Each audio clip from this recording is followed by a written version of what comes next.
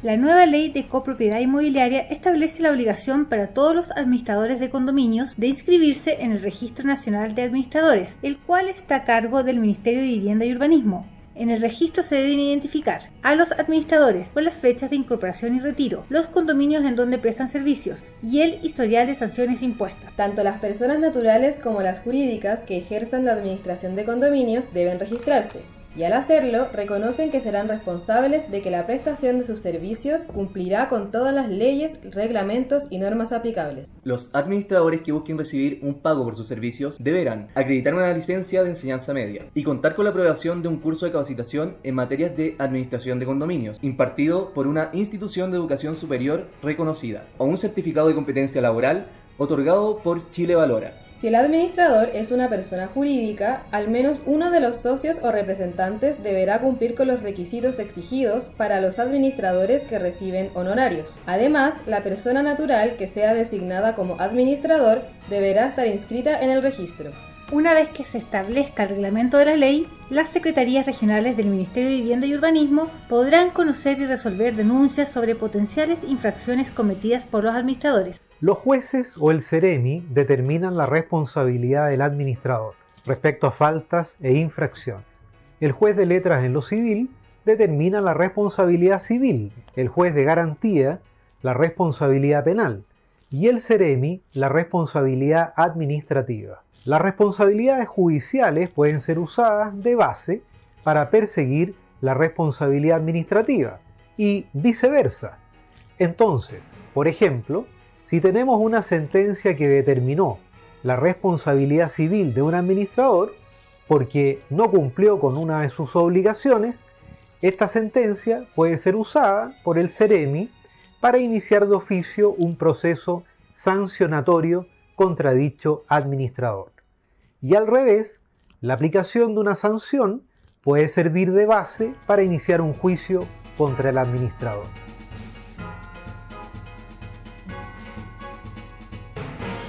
Serán leves cuando el administrador no recaude los montos correspondientes a las obligaciones económicas, no lleve la contabilidad del condominio, no suspenda los servicios básicos que correspondan cuando exista morosidad de los propietarios, ni contrate los seguros que incluye la ley.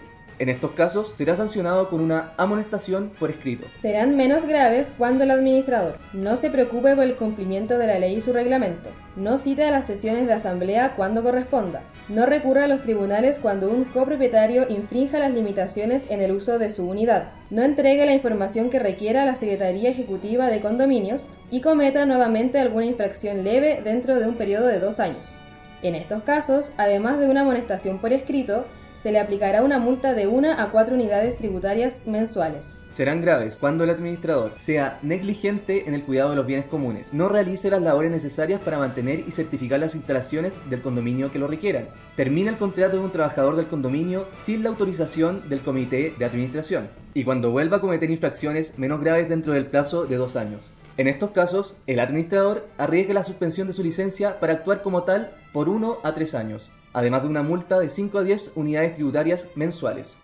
Por último, las infracciones serán gravísimas cuando vuelva a cometer una infracción grave dentro del plazo de 3 años, falsifique información sobre la administración del condominio, preste servicios encontrándose inhabilitado por el Registro Nacional de Administradores, falsifique información para inscribirse en el registro, cuando sea condenado por causas asociadas a la administración de condominios, cuando suspenda los servicios básicos a un copropietario moroso durante un estado de excepción constitucional de catástrofe, cuando su negligencia en el cuidado, mantención y certificación de los bienes comunes produzca lesiones e incluso la muerte de personas.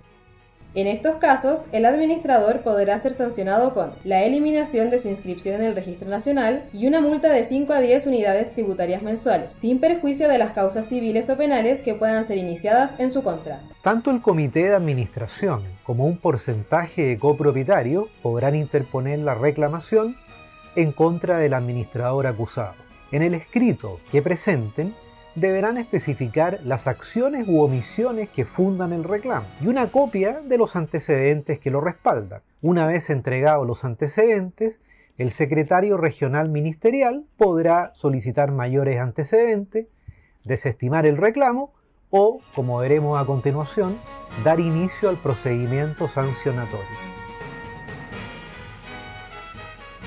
El procedimiento sancionatorio se iniciará mediante una resolución de la Secretaría Regional Ministerial de Vivienda y Urbanismo, la cual se hará llegar al presunto infractor con los cargos formulados en su contra, en donde se mencionarán los hechos que estiman constitutivos de infracción.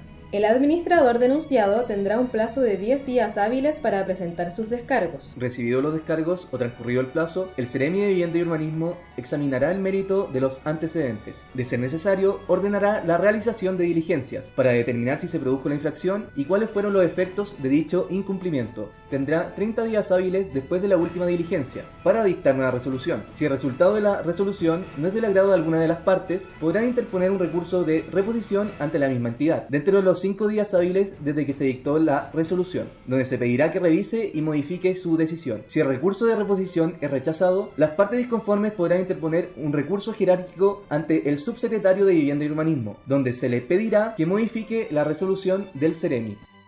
Una vez que el afectado interpone la reclamación ante la Secretaría Regional Ministerial, no puede deducir la misma pretensión en contra del administrador ante el juzgado de policía local o ante la municipalidad. Además, las reclamaciones tienen un plazo de prescripción de 2 años contados desde la acción u omisión reclamada. Todos los condominios que incluyan unidades con destino habitacional deben incorporarse en el registro de condominios habitacionales, donde se debe especificar la identificación y ubicación del condominio, con el número total de viviendas, y si se trata de un condominio de viviendas sociales o de interés público, además de la escritura pública que contenga el reglamento de copropiedad y su inscripción en el conservador de bienes raíces correspondiente. Todos los condominios creados bajo la Ley 19.537 y bajo la Ley de Propiedad Horizontal se deben regir por la nueva Ley de Copropiedad Inmobiliaria. Sin embargo, en las comunidades de copropietarios originalmente acogidos a la Ley de Propiedad Horizontal, se seguirán aplicando las normas de sus reglamentos de copropiedad sobre el cambio de destino de las unidades del condominio, el porcentaje de derechos que a cada copropietario le corresponda sobre los bienes comunes y el pago de los gastos comunes. Estas 3 materias son las excepciones que comentamos en la parte anterior. En estos casos, se considera que la ley de propiedad horizontal opera con ultraactividad. Esto significa que, a pesar de haber sido derogada, continúa vigente para dichas materias.